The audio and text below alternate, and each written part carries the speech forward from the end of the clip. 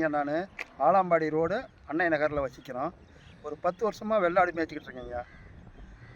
அதாவது 10 வருஷத்தில் இந்த வருஷம் மட்டும் குட்டி பிறந்ததில் ஒரு அதிசய பிறவியாக ஒரு ஆடு ஒரு 3 மணிலிருந்து திணறிட்டு இருந்துச்சுங்க. இப்போ ஒரு 5 மணியை போல் குட்டி போட்டதில் குட்டி பிறந்ததுக்கு அப்புறம் பார்த்தா குட்டி உயிரோடு இருந்துச்சு.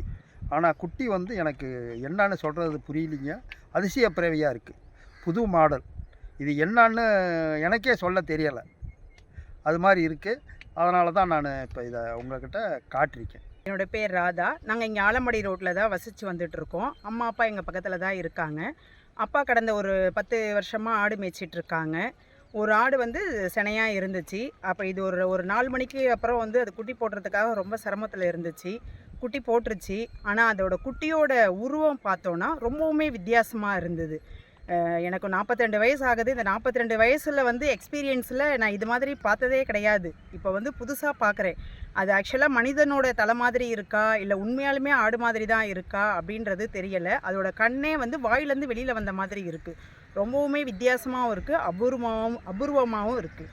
உண்மையாலுமே இது வந்து ரொம்ப ஒரு கண்காட்சியில் வைக்கக்கூடிய ஒரு சிறந்த ஒரு உயிருள்ள பொருளாக இருக்கணும்னு நினச்சேன்.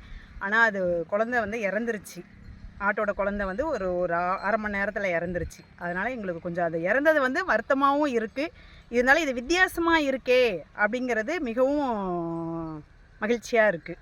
அது எங்களாலேயே கண்டுபிடிக்க முடியல அதோட வித்தியாசம் என்னன்றது. செய்திகளை உடனுக்குடனும் துல்லியமாகவும் தெரிந்து கொள்ள சப்ஸ்கிரைப் பண்ணுங்க.